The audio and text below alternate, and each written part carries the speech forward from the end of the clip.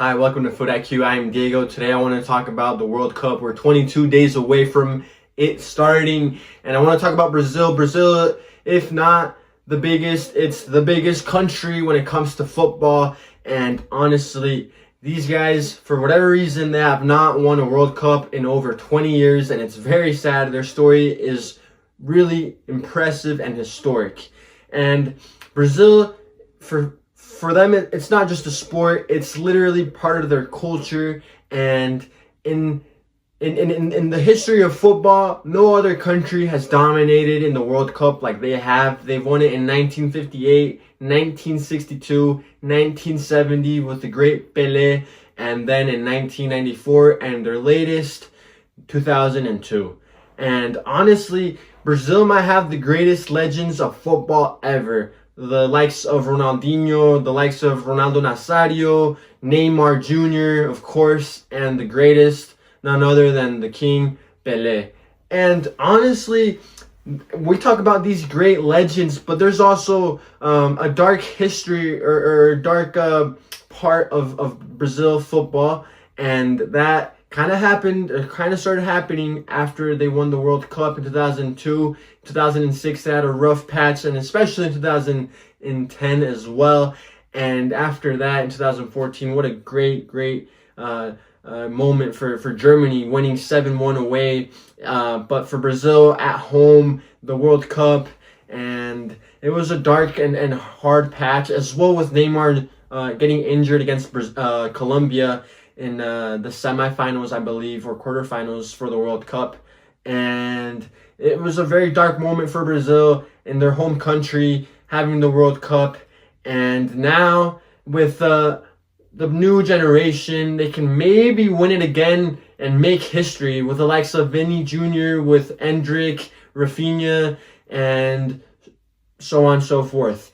But honestly, Brazil maybe has the best starting lineup, and in my opinion, it's looking crazy. In my opinion, this is the best starting lineup. And keeper, I have Alisson from Liverpool. If he's in a healthy condition and in good shape, he's definitely going to be there for Brazil and shine. And then we have maybe Wesley as right back, Marquinhos center back with Gabriel Miguelais. I'm sorry if I pronounced it wrong. And then Alexandro as your left back. But obviously, in recent years, there hasn't been that quality, and maybe defensively, they aren't as good as they used to be, with the likes of Marcelo, with the likes of Cafu, and so on and so forth, were the greatest left backs and right backs that they've had in the past. And nowadays, they kind of lack of that, but still, they have a great team in the midfield, maybe Casemiro, and then Bruno Guimaraes and Lucas Paqueta, and then in the attack, Rafinha, of course, right wing, and Vinicius Jr. in the left wing. And with Neymar Jr. being called up after 3 long years and after very serious injuries, he is back called up, and he can potentially start in the starting lineup and play as a false 9. And that is your starting and ideal 11, in my opinion. But obviously, in the bench, you have Endrick, you have Gabriel Martinelli, you have Cunha, you have Luis Enrique and Igor Thiago coming in at any moment. But for me, there's one guy missing, and I can't make this video without talking about João Pedro. Not just as a Chelsea fan, but seeing it from the outside. How do you not call him up after having some injured and missing players like the Rodrigo or like Estevao? And those guys are very talented, but I think João Pedro is just as talented, or he's there, he's close. And with the stats that he's had this season, 20 goals in like 40 games overall, and like 10 assists, 9 assists in the whole season, how is he not called up? And he is the best, not just for Chelsea as a team, but also in the attack, the best player we had this season. And in my opinion, he had a better season than Luis Enrique, or maybe even better than Ryan, even though Ryan at Bournemouth has killed it and scored a ton of goals, and he's only 19, and the sky's the limit for him. Honestly, he's an outstanding player, just like Estevao. But having João Pedro missing there is very interesting for me. Obviously, I understand not taking Richarlison because of the situation, not only his individual performance, but as well as his team.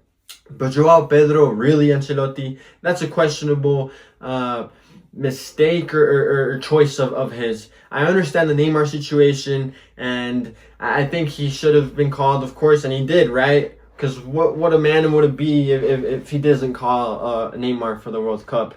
But other than that, that's my only controversy with Brazil, with not calling João Pedro. Brazil definitely have the talent to reach to the semifinals, and with the mentality I was talking about that they are missing, if they have it and they're able to use it to reach to the World Cup final, I think they can definitely win it, and it's just up to them. Honestly, I think they could definitely do it. I think they're the biggest country when it comes to the World Cup, and they've dominated it in the past, and they can definitely take it once again. But comment down below, what do you guys think about Brazil? How far will they reach this World Cup, or will it be a disaster with Ancelotti? I'll read them down below. Please like, subscribe, follow us on our social media platforms.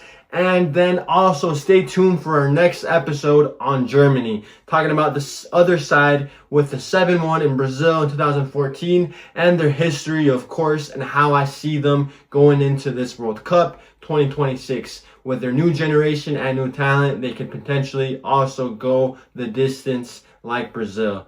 But stay tuned, turn on your notifications, and we'll see you guys next time.